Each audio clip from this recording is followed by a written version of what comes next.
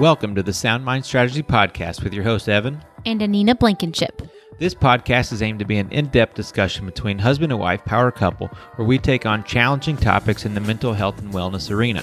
By trade and training, I'm a licensed clinical social worker, certified professional coactive coach, USA Cycling National Champion, and I love to push my limits both physically and mentally. As for me, I am currently in a master's program for sport and performance psychology, where I'm also on track to become a certified mental performance consultant. I've also been coaching athletes for the last 5 years, helping them reach their truest potential. We're both very passionate about athletic performance, mental skills training, spirituality, and we love to take a holistic approach to helping people find harmony in their mind, body, and spirit. We believe that there's greatness inside of everyone. Our mission and the mission of this podcast is to help you unlock and operate within yours.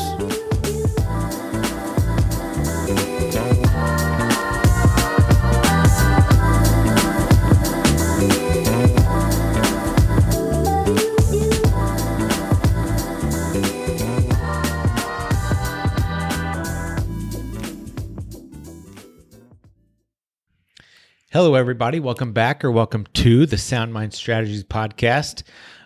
This is episode number 13. We missed you for a week, but we are back and we will have lots of information about our trip. And so this is your host, Evan. If you're new to the podcast, thanks for tuning in. I'm sitting across from my lovely, beautiful, and pregnant wife. Go ahead and introduce yourself. Anina Blankenship. So how you doing? How you doing tonight? Pretty good. Good. Just I'm at my a little over 13 weeks now of pregnancy. Yeah, so we just started this second trimester. Yes. Yeah. So I heard this is a sweet spot, so I'm hoping that's the case. So far, that has not been the case, but it could get there. It's still got time. Little baby's doing a lot in there, I think. So we did the genetic testing. I am very happy to report that everything on that end came back good. Yes. But they also allowed us to do a early gender test. Yes. Do you want to share that, or is that something that you want to keep? I know we've shared it with a handful of friends and family and whatnot, but is it something that you want to put it out on the airwaves? Or yeah, I think might as well. All right, everyone. What is your guess? Let us know. No, just kidding. Go ahead. So it's going to be a baby boy. Boy. Yeah, we were, everyone, I think you wanted a girl. My mom wanted a girl. I think your mom was kind of just indifferent, and dad, everyone wanted obviously healthy. Right. For me, I wanted a girl just because Anina wanted a girl. That's not only reason, but I thought it would be fun. But I'm super excited. I think I kind of always said like either one would be cool and just fun and different in their own way. So I'm super excited for little baby boy.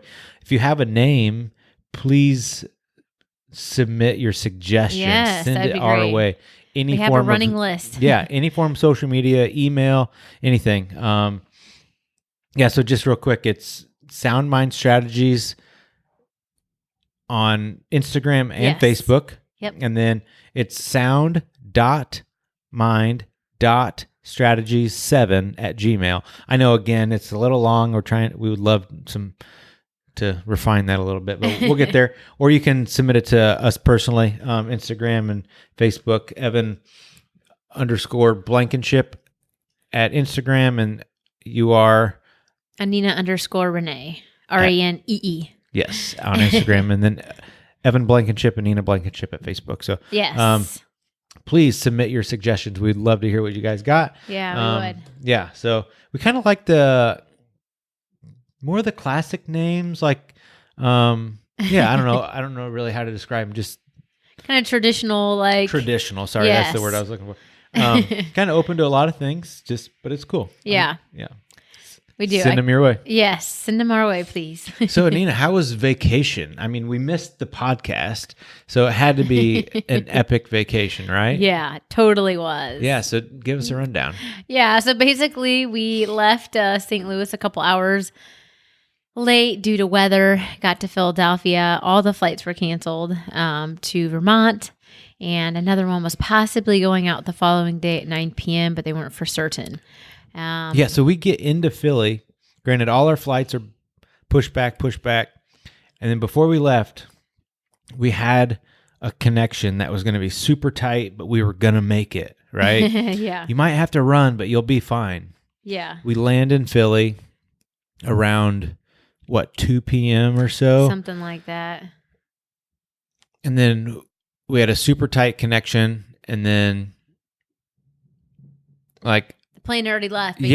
Yeah, they had moved the flight back up to its original time, so we missed it while we were en route. And then they say, well, you can hang around till tomorrow at 9 p.m. We could fly you out. Yeah, it was so bizarre. So we're like, let's just go back to St. Louis. So we just kind of went around the world. It felt like we got home at 2 a.m. the next day. Yeah, so it was about 22 hours of airports to end up right where we started. And of course, I woke up super early to get my workout in. I had to get my ride in before we left. So, yeah. It was a long day. It was a long day. But we tried to make the best of it. We found the quiet room at the airport, which is kind of cool. Where we just it said no sleeping, but we were totally we're going to sleep in here. It's a quiet room. Yeah, it was like a prayer room and stuff, but we took advantage. It was nice. We did. That was nice. Yeah.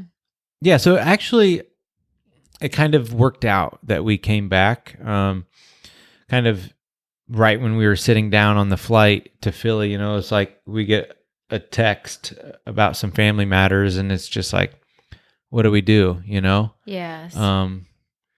Yeah, so it all worked out for a reason. It was kind of it was nice. We were able to get home and visit family and stuff. Yeah. So there was some workings taking place there. Yeah, absolutely. So it would have been great to go to Vermont and visit and see other family. But I think God had his hand in all of it, and we were definitely where we needed to be. Agreed. When we needed to be there. Yeah. Kind of finding those blessings in disguise, right? It's like, what? Our trip is not happening, but it was like, okay, there was a reason here. It was to get back to see my grandma. So yeah, it was very super fortunate that we were not across the country or halfway across the country. We were able to visit with her and see her. It was good. It was good. Say the last kind of goodbyes. So it was kind of unexpected and unfortunate, but we were able to visit with her and see her, and definitely say our goodbyes. So, right. Yeah. We miss you and love you, Grandma Pat. Yes, we do. Very true. So this kind of brings us to kind of the topic of the day of distractions. I think I can really work that in of we could get so distracted mentally of just and be so frustrated with, we had this block time, vacation was scheduled with work and, time off, all time off now is very precious to us because of the baby coming. We want to use it accordingly. So we kind of had a couple days of oh, what do we do with this, and so we could have been super distracted with that and very frustrated and angry. But instead we were able to stay present and, maybe take a little bit of time to find some relaxation and some rest for ourselves. And then also to be with those that it was very time critical that we were with them at the right time. So I think distractions play a huge role in our everyday life, so they do. Yeah. We are so focused on, and a lot of these things, we hear, get a life coach, in the coaching world, it's all about purpose and goals and where are you going with life. Right. And that's awesome. I love that. It's needed. It is needed. I think it's absolutely needed. But then there's this thing of distractions of I think even a lot of good things can become distractions. We all know the bad things, right? You can bring up social media and the phones and screen time and all this. It's so easy to get distracted on that. Right. But how easy is it to get distracted on the quote unquote good, healthy things for us? The food trackers and getting all my steps in and all these healthy things that I'm supposed to check boxes all day. So if I'm just so consumed with checking boxes all day, right, I'm essentially distracted, right? And how much time do I actually put into growing and doing? It's just all about like checking boxes, and I'm not really ever present. Have you found that? I mean, is that kind of like something that you've experienced? I mean, I get what you're saying as far as distractions and that, I definitely get distracted a lot. I'm trying to work on like our podcast or trying to just work on the pieces of my book I've been writing. And it's like I get distracted by, oh, I just got a text message, or oh, I just got an alert, or someone's calling me now, or this is happening. So I think with distractions comes a need to set boundaries as well. So boundaries on like, well, I'm not going to answer my phone right now because this is my designated time to do X, Y, and Z. Work time. Yeah. Yes. Yeah. No, that's smart.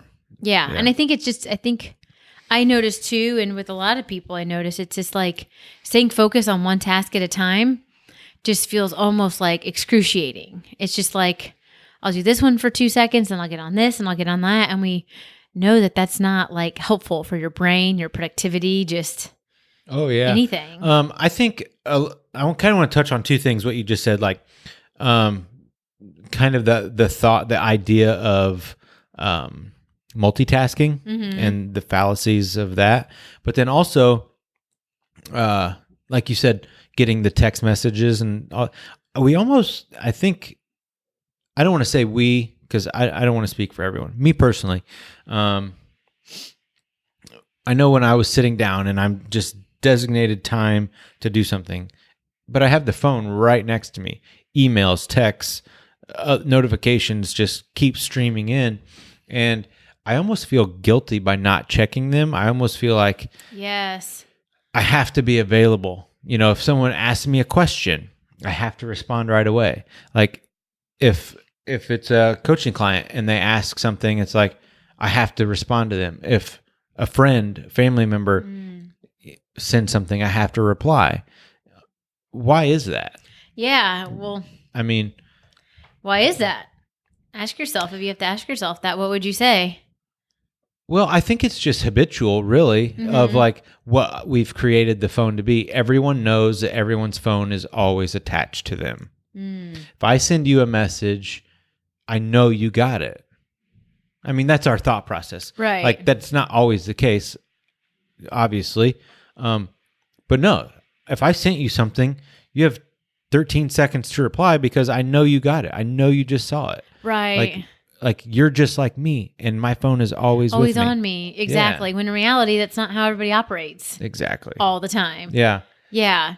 And I think sometimes there's like an inner, at least for me, of like, I got to respond right away because like, I don't know. It's like somehow like, I don't want to say my ego is wrapped up in it, but it's like, I just want them to, I don't know, think of me as somebody who's dependable and I'll get right back to you and not make you wait, and it's like, as a story I'm telling myself basically about what it means when that's I don't like respond. Saying yes to everyone. Exactly. Yeah. It really is because I'm giving them my time every time. Yes. Constantly. Yes, yes, yes. Yeah. And that's not healthy. I mean, it's okay to like spend time doing something. Right? It's okay and to spend time devoting time to like you said, you're writing a book. I would hope that you would take some time unbroken in full stream of consciousness to put into that instead of microdosing time 2 seconds, 5 seconds, 8 seconds, oh, I got a minute and a half without getting a text, Right. And it is definitely something that is like a practice because there's always going to be something vying for your time. And so, but it's hard. It's like anything, like when you're practicing, mindfulness, meditation, whatever, it's like there's always going to be something distracting you. So it's like, yeah, I know for me, it's like I have to get more in practice. And I've even thought about setting a timer, which I have a lot of people I know at work with that do that. I set a timer. I'm going to set the timer for 20 minutes and I'm just going to do my praying then or my Bible study through that 20 minutes or whatever, but just something where it's uninterrupted. That's perfect. That's kind of something I've been getting into a little bit more, but I do, before I move on, that was the other point I wanted to touch on was the idea of multitasking and well, then there was the adage of like men aren't good at it, women are good at it. And I think it just kind of like, it's just not the way the human brain, male, female, whatever you identify, is wired as, right? It's just the human brain does not multitask. And I think there's been plenty of studies to show that. It's like some people are really good at switching back and forth, but you cannot multitask. You can't have two drawers open at the same time. Exactly. And even then, like, it does take time to get back into like the flow. I know flow is a subject we just touched on. It does take a little bit of concerted time to get back into flow state of, like, if you're writing and you're deep in flow, answer an email, like you're completely distracted and interrupted, and you're going to have to get back into that. Right. That's so true. So the smartest thing is, like what you said, you can put them silent and all that, but I just say get them out. Don't even have an opportunity to know that you got anything until your timer goes off. Yeah, I know. I think that can be really, really helpful. And I think too, like, I look at it from like a spiritual standpoint too, and that, there's different things that, I believe are put on us to do, to carry out into this world. It's part of our giftings, our talents, kind of our calling in life. Oh yeah. And so I think that's just another way for us to not fulfill what we've been put on earth here to do, because we get distracted, and then we maybe never get to carry out what our true calling and like our giftings are, because of all these multitudes of distractions. So I feel like it really can be. That's a really powerful thought. I mean, like, yeah. How easy is it? I mean, you'll never be who you are designed to be if you're constantly distracted. Right. I mean, you'll never amount to it. You'll never learn the things you need to learn.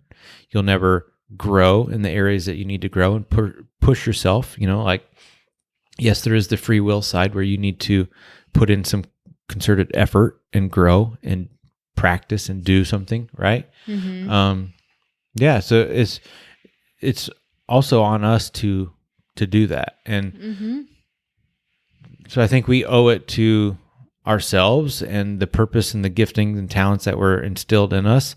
To do that, to like not always being distracted. I mean, sometimes, yeah, it's fine. It's fun to get into those just kind of veg out states. But, there's also time. I think every day we owe time to our purpose. Yes, I agree. And it's another one of those, it takes time, it takes practice, and just the diligence and not getting.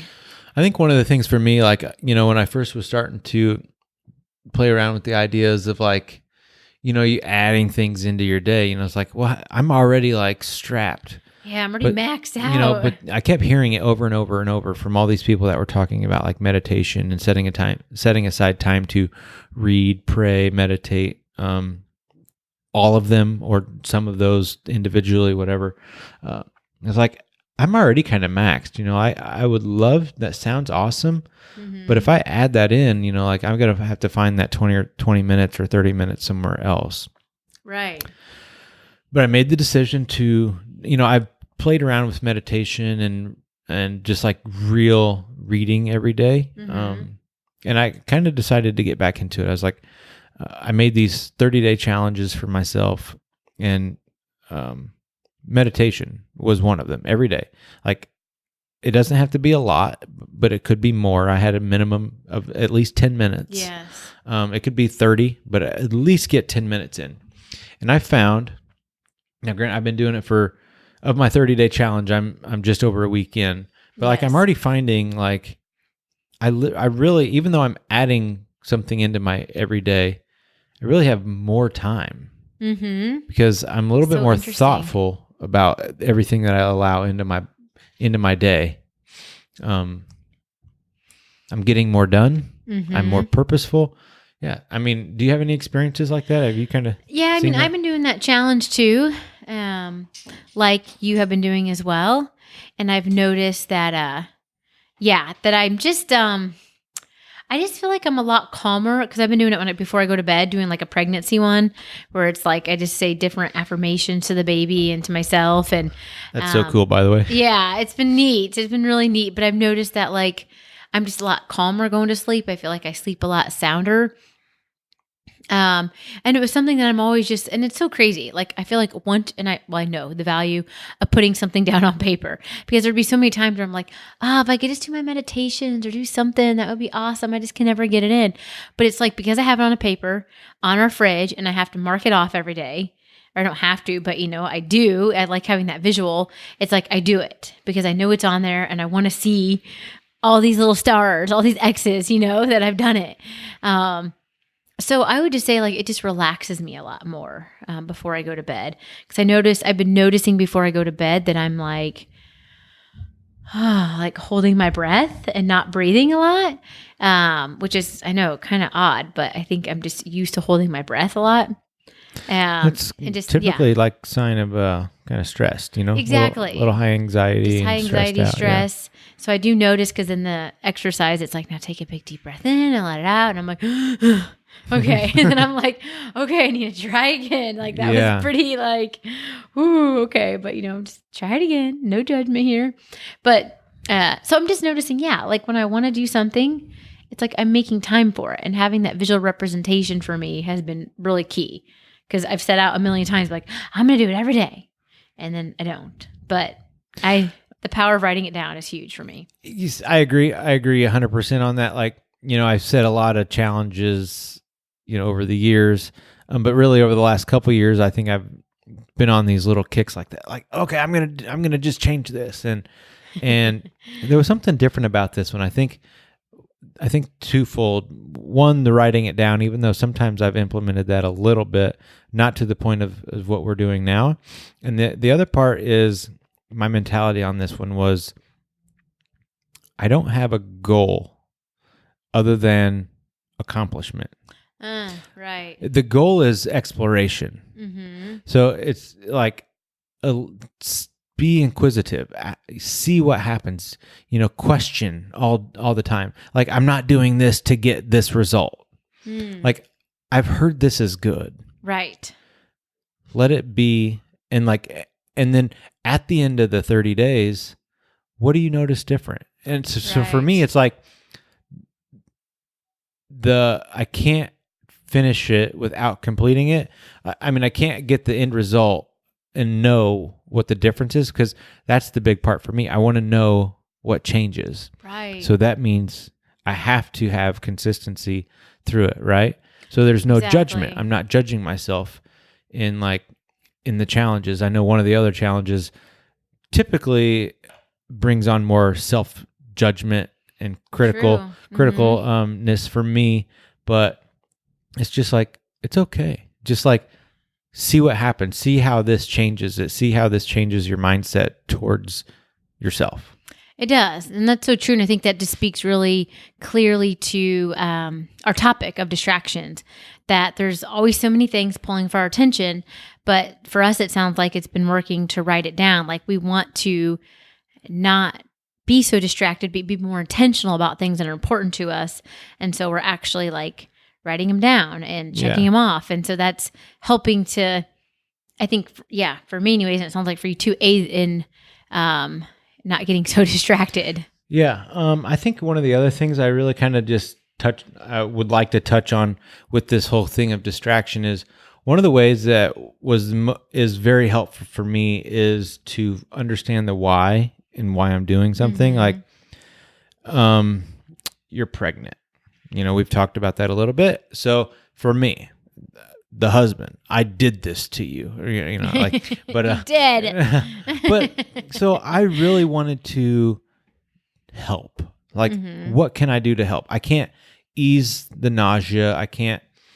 There's a lot of things I cannot help, but there are some things I can do. I can lighten your load around the house. I can ease your days as much as I can. So there are things that I have in mind, to help, help with the laundry, help with the dishes, help with things around the house, take care of you, dinner, prep a lunch. These are all things that I would like to have done, would like to do better, have slacked, and so it's not a box to check for me. It's understanding the why. It's like, I'm not doing it to get an attaboy. I'm doing it because I want you to be the most comfortable. Right. I want you to be able to sit and rest for a little bit longer. I want you, like, you're enjoying this workout stuff that you've been doing. Every day you have something a little different, and I want you to have the energy to be able to do that and experience that and enjoy that instead of being more tired. So that's my why, is to be able to allow you the space and the freedom to do those things. Yeah. Yeah. And so it sounds like that why really connects to keep you on track and not so. Because if I just focus on like, oh, I got laundry and dishes to do, well, that's terrible. Who wants to do that?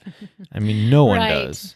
But if I say, I want to get this done so she doesn't even have to notice it and she can relax. So to me, it's like, let her relax. That's easier to say, well, what's standing in the way? Oh, dish. I bet I can knock those out in 10 minutes. Right. Yeah. So. Yeah, that makes a lot of sense. That's, I guess, one way that sounds like it kind of keeps you on track and not kind of being pulled in so many directions by just life in general. Well, yeah. I mean, it's like you're going to do the dishes begrudgingly, or you're going to do them with a little bit of, vigor and make it a challenge for yourself. And, like, I'd be excited about it because it's like, oh, this is awesome. This is one less thing that she doesn't want to have to do. That way we can go to the gym together, or she's going to have that little bit more energy to enjoy our morning rides in the park, Right. Yeah. That's so sweet. So thoughtful. Yeah. And I'm doing it not, like I said, I don't want the kudos. I want you to have to not have to worry about it. So, yeah. Yeah. I mean, that's definitely appreciated and can see how it can really aid in so I think you just on track. to tie that back to our topic of distractions is to find that why. It's like, don't look at the obstacle, look at what's on the other side of it, of like why you need to get through that obstacle. Right. Like, yeah, the obstacle is chores, but on the other side of that is I get to spend more time with her. I get to go to the gym with her. I get to go ride with her and see her smile instead of, I'm too tired, Right. That's so true. Yeah. And to me, that's so worth it. It is so worth it. Yeah. No, it is. It's okay. It's Let me, really nice. 13 weeks pregnant. You work full time. Yes. You're coaching clients. You still work out every day. Yeah. Modified. Right. But it's still every day. Where are your distractions coming from? What are your distractions? My distractions typically come from really just comparison. It's like, and I know this of like that is not helpful. Like I remember hearing one of the sermons where you can't run your race watching someone else's pace kind of thing. And I think that's really what distracts me is I get kind of like, that person's doing this and that person, got, because we're house hunting, so that person got to spend that much on that house. I want that. And so it's like, I almost get so distracted on what everybody else has, that I lose focus of the value of what I do have, and that just kind of lose that thankfulness. So for me, it's just, I get distracted by what everybody else is doing and just wanting to be already having, or to arrive to where they're at. And, just feeling like I'm not measuring up to what they're doing. So just constantly striving to try to get to that next spot, whether it's at the next income level or that next, body shape or whatever. It's just, I think that's what happens to me. It's like comparison. I get like comparison fatigue, basically, where I'm constantly comparing. Yeah. So you're within that comparison, within that like look and judge, you're not able to spend time doing the things that you should be doing, or spend maybe the appropriate amount of time or the time that you could and should be spending maybe. Right. And I think what happens too is like the more I think about this, it's like I'm so busy comparing myself to everybody else that really it's a distraction and that it doesn't allow me to do any of my own inner work to figure out what I could be doing differently. No, yeah. Mm-hmm.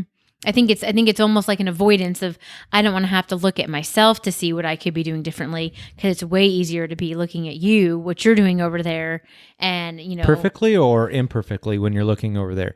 When you're looking at the other person, are you looking through a lens of perfection that they do everything perfect, or like trying to pick them apart?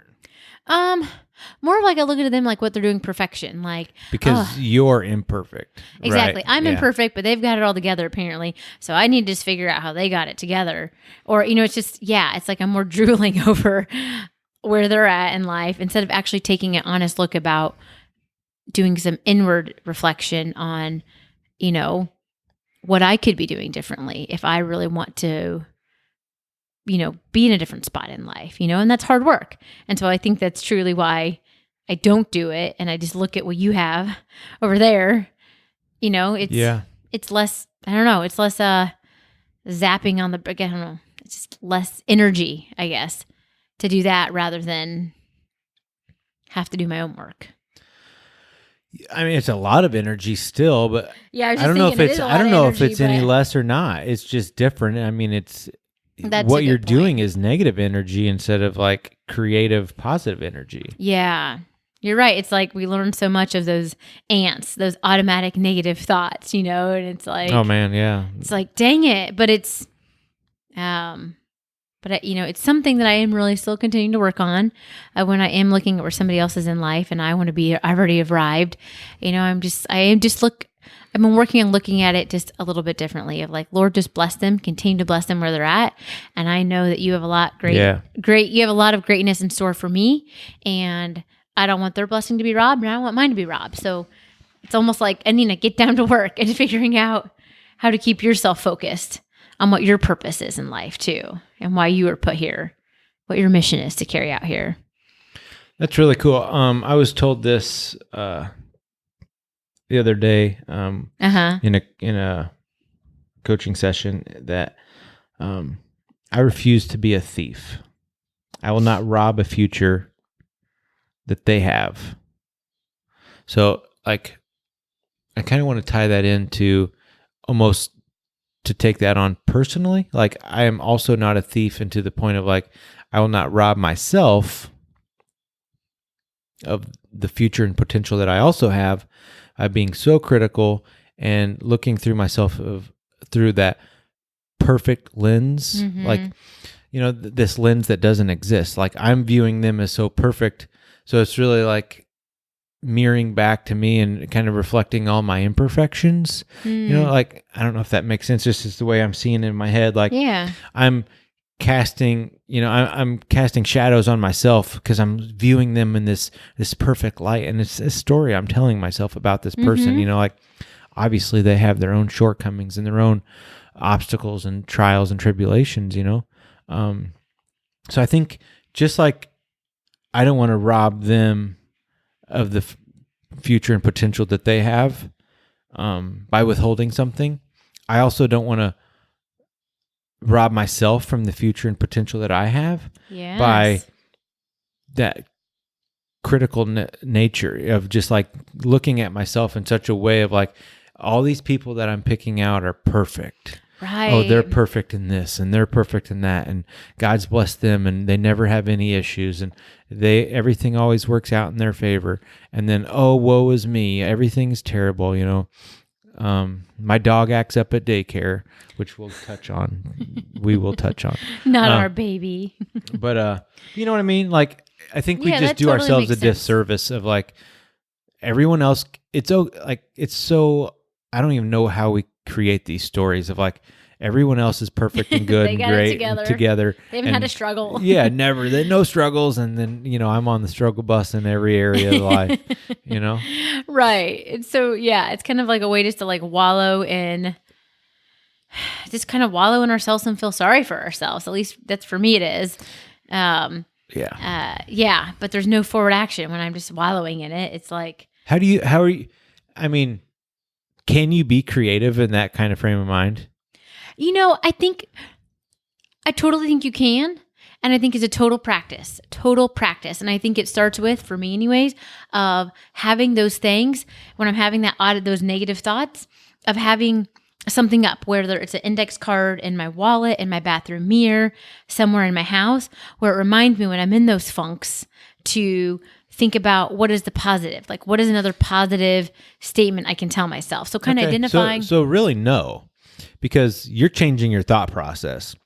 You're being aware of that negative thought process, changing it, like flipping it and going, how can I create positivity out of this? So you've brought awareness to negative thinking. Exactly. That's, I think, the first, and you have then to have that. Yes. Once you get into that positive mindset, that positive thinking, now I can be creative. Now I can get rolling. But I don't feel that within that negativity that any creativity is possible.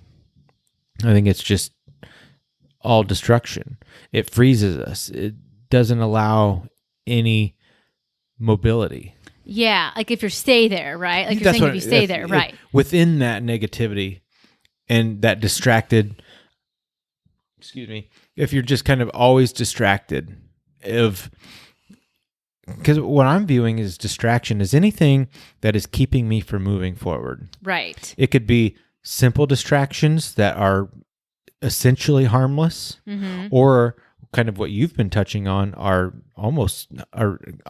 harmful distractions where I'm just judging and casting negative, thoughts on myself. There's no creativity within that. No, there's really not. And there's no growth in that. Without creativity, there's no growth. Yeah, no, that's so true. And it's not, and don't want to like minimize it. It's not an easy process. Like, I feel like it's a daily battle. Just when you feel like, or at least for me, when I feel like I've gotten over one negative thought or negative habit, it's like another one comes. But it's almost just like, okay, Anina, put on that little superpower woman outfit. Almost like, who can I kind of, as silly as that sounds, but what kind of person can I become that can like really learn to start deflecting all those negative thoughts that really want to. And I've had some people I've worked with who kind of like they're Wonder Woman.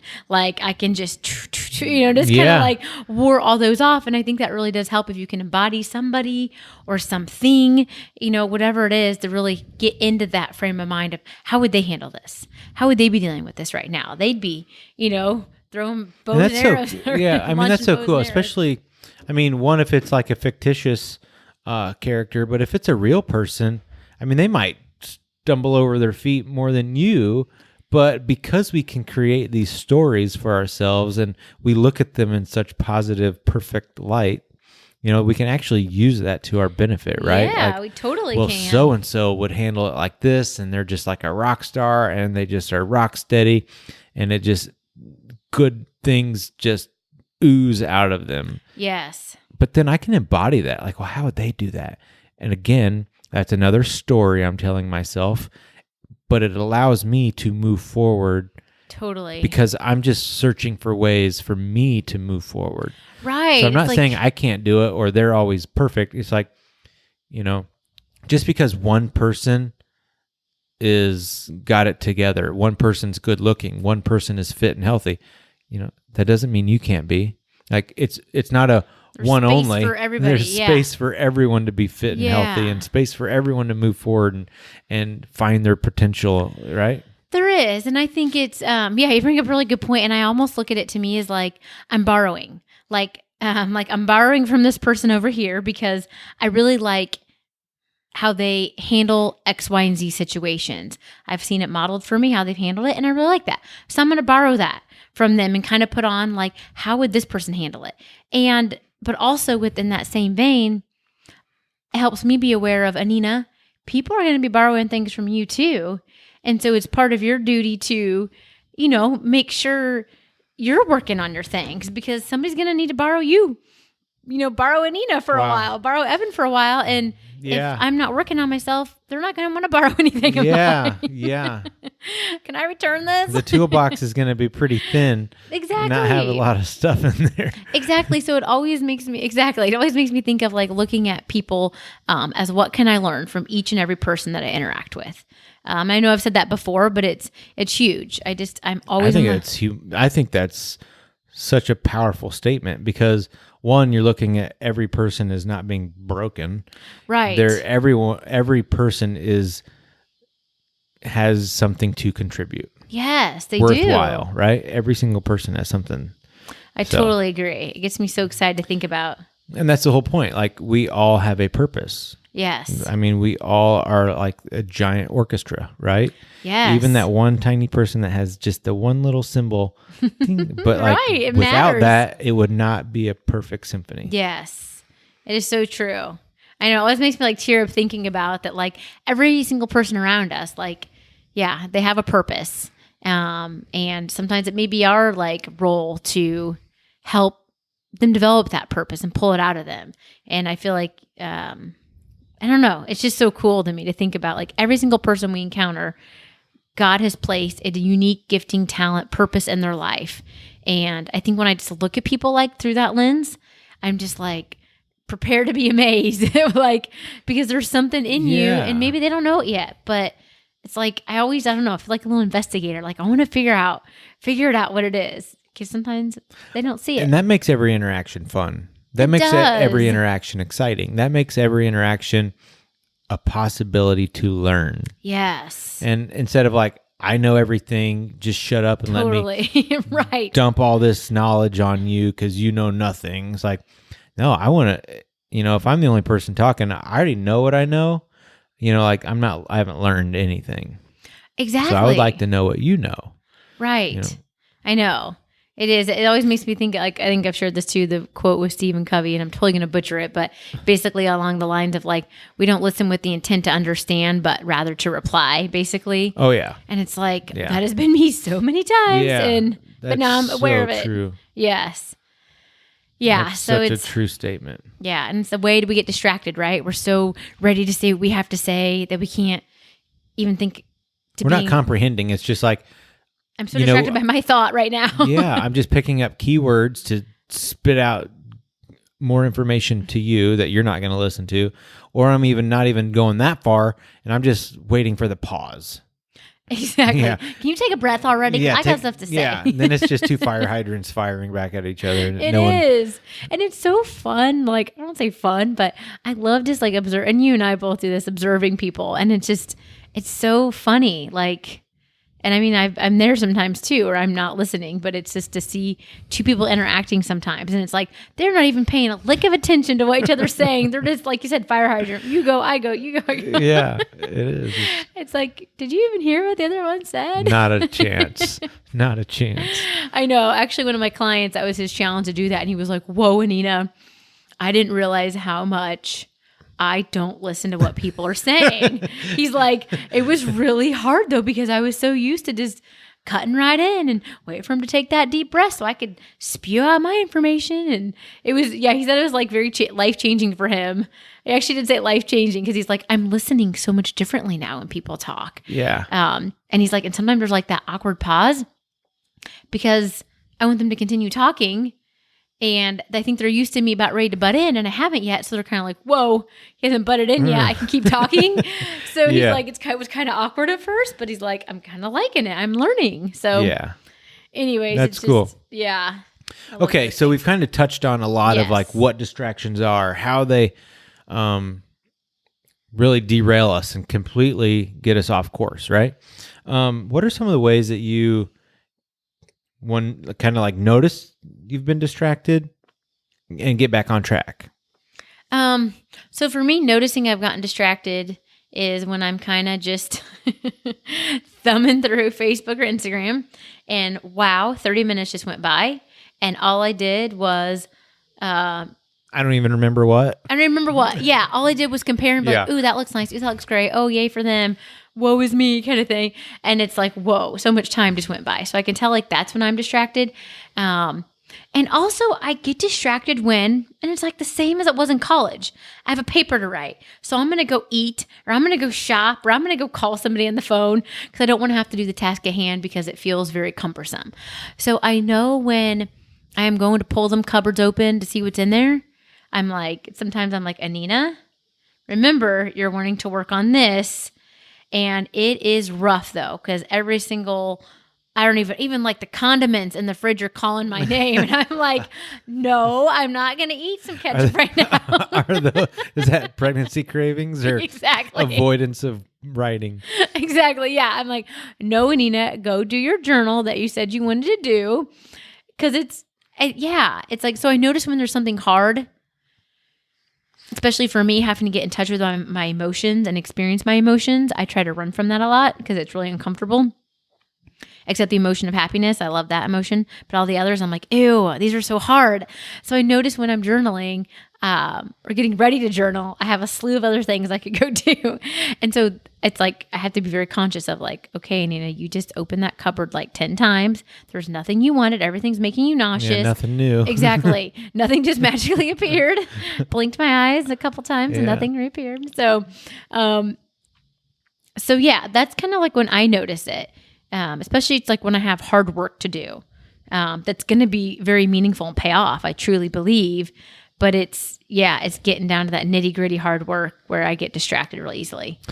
I'm very similar in that. Just like the things that I know that need to be done that I don't want to do, even if they're really important, some aren't necessarily important, but it's just kind of like, I got to go do this. It just kind of needs to get done. Mm-hmm. Again, very similar. What are my distractions? My big ones, like you said, social media, meaningless tasks, eating. Same thing. I will go eat in my belly. Yes, raid the fridge, raid the cupboards, surf the internet, learn more things about stuff I already know. It's just right. Like it's meaningless busyness. It's just like anything to not do the thing. Task at hand. Yeah, it's like, what things are you normally like kind of running from or getting distracted by? Like what kind of things are you avoiding doing? It's a variety. It's things that are typically out of the norm. So just little things. They could be just the smallest, like it literally could take 10 minutes. Is it because it's like a new task, and so it's a new task? It's an awkward task. Some mental time to Other things for me are like when I have to reach out to someone that it's like asking for a favor or following through with something. It could even be a kind of a pleasant experience, but just to feel like I'm putting them out or whatever. Other things are, like you said, hard work. Sitting down to read, to write, different things like that, right. Like, oh, it's effort. I'd rather just veg out. It's really what it is. It's anything to avoid effort, Yes. So I think that's fleshly, in my nature of laziness, procrastination. So, and I think one of the ways that I've kind of been coming at it and noticing that I'm more willing to take on those tasks much sooner and much more readily is, I think, with my mindfulness meditation practice. I'm finding that those tasks are not an issue. I really don't mind doing them because I know it needs to get done, and I know like I have a better sense of what 10 minutes is. I see. Instead of like a task. And it could have like an indefinite amount of time, an unknown rather amount of time. Mm-hmm. So if I just like, not really, that's only going to take 10 minutes, or I bet I can get it done in this amount of time. And it's like, okay, go do it. Yeah. Yeah. That video you want to watch is twice as long, or that thing you want to do is, just go do that, knock it out, just be done. Yeah. It gives you a clear sense of how long this takes and what's possible to do in that time. I think for me, that was the big issue of just, I had a really weird relationship with time. I just had a really hard time with like understanding how much time things took, and like Would you almost get overwhelmed by it? Like this task seemed like it's going to take this long. Yeah. And now you're like, whoa. That's going to take all day. And it's like, oh, it's a 30-minute thing. Right. Like I can only fit 3 things in today. I got this, and this. And you're like, well, okay, that should take you about an hour and 15. What are you going to do the rest of the day? Right. Like, no, I'm overwhelmed. I'm maxed out. Day's over, Right. And you're like, it's not even a fraction of it's been So I think it was just like making lists, writing things down. Yeah, that really helped. Helpful. And then when that coupled with the mindfulness, just the practice, not just the one daily, but the continual practice of it has really helped me just like be cool with just like knocking things out, and then rolling with it. Or like, oh, I only got half that done, but I got all the groundwork done. I just knocked that out tomorrow.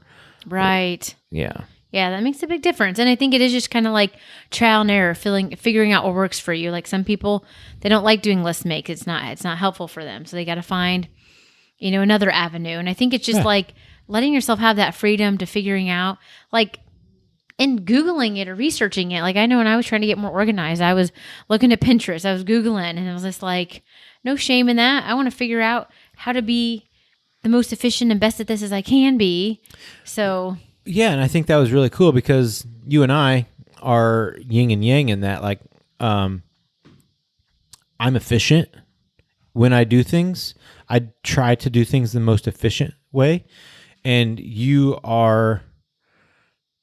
just will do everything, and you'll just like not quit till everything's done. Right. And even if you could do things in a much more efficient manner. So, just that being open to learning from someone else, or like, hey, I need your help. Like, and then I need your help. Give me that just mental space and freedom to just say, man, you can do so much more. And then I can say, man, you're doing so much, but man, you could relax a little bit more at the end of your day. Cause let me show you how you can do all that more efficiently. Right. Yeah. That's so nice too. When you have somebody to kind of help you with that, or anybody in your life that you can kind of glean that from, of how they've done it to be successful, is a huge piece. But yeah, man, well, that's cool. I think we've kind of hit on everything. I really think that this was a good conversation about I know the main topic was distractions, and it was kind of, we touched on a lot of it. But I think for me, the big thing is like, be the tortoise. I think that's the biggest thing, is be the tortoise of working towards purpose. That means continual motion. Right. Instead of like working like crazy and then you get distracted and then, oh, I forgot, just constant motion, consistently moving forward. That doesn't mean you have to get off Facebook and Instagram. It doesn't mean you have to quit doing all these things. It just bring a little bit of mindfulness into your daily life and your daily practice, and continually move forward towards the purpose and the goals that you have set for yourself. Find a coach, find a mentor, find someone that you can be accountable to, and bounce things off of them. I think that's the most... that's the best information that I can give. I mean, that's literally what has moved me and got me unstuck from things. It's got me cutting the distraction time down, avoiding a lot of other distractions. So I think for me, that's kind of my big takeaways. Yeah, that's a nice visual too, to think about the tortoise. Yeah, the tortoise and the hare. I mean, that's about just steady motion and avoiding and limiting distraction. Exactly. That's, at least for me. Right. Yeah. That makes a lot of sense. And that's, What's your big takeaway? You. Like my big takeaway is just, and what I want to leave like our listeners with too is like, I think just allowing yourself to like figure out what works for you, like, because we're all going to have distractions, but it's kind of like how we manage it. And what do we do about those distractions? Do we continue in this repeat of distractions, or do we pull ourselves out and figure out there's a new way to do this? Because I'm tired of doing it the old way. It's like my coach was telling me, he's like, on a map, there's, when you use the Waze app, there's maybe 3 different ways to go. And sometimes we always, we want the route that's like the fastest and most direct. because we already know it and whatever, it's pretty straightforward. But sometimes taking those other routes can be way more impactful for us, that second and third option, because it allows us a new view of things, a new understanding of things. Yeah. And so that really I don't know, that really hit home with me too, because I think it just shows you that there's, there's a lot of ways for growth to happen for yourself. And sometimes the path that you've always taken, it's familiar and it's easy, but is it really the best path for you? Is it the most life-giving path? So I guess not being afraid of when you notice a distraction, figuring out, I really did not like that. What else can I do to work on that? Yeah. And we're always here too. So if you ever have anything or questions, or you want to bounce off to us, just please do. Reach out. Like we said, all those forms of social media, email. Right. Please feel free. We'd love to respond and answer questions. Yeah, and if you have ideas of what works, let us know. Yeah, we are definitely open to suggestions as well. Yes, we do not have it all figured out. You're not bound to any contract by contacting us. We just love to interact and hear from you guys and talk to that. So please feel free to contact us about any of that stuff. Real quick, I do want to talk about. I know what it is. Our little nugget. Yeah, little Cooper. We would love some advice on naughty dogs. Oh. Now he goes to, we call it school. He goes to a doggy daycare camp a few days a week, and he got in trouble today. He is a little hyperactive, so doesn't know how to calm it. He's not aggressive. It's not anything like that. He just won't take social cues very well. So yes, we would love some advice.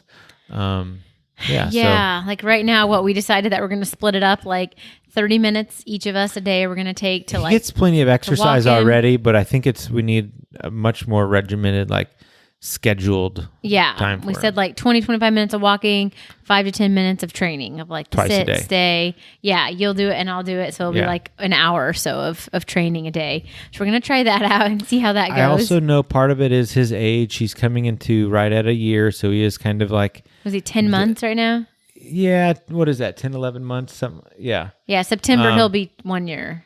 Yeah. Yeah. So he's getting right there.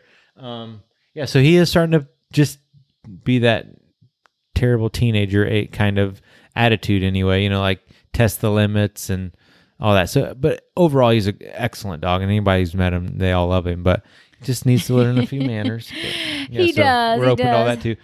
We are. I know it totally breaks my heart when I get those, because I'm not my little baby boy. He's so good. Yeah. And he loves going to school. So we don't want him to get in trouble anymore. So no, please help. Send help. Send help. Help us with our little nugget. All right, everyone. Anyways, thank you so much for sticking with us. Sorry we kind of just drug that on there at the end, but I guess we'll just catch you in the next one. Sounds good. Bye. Peace.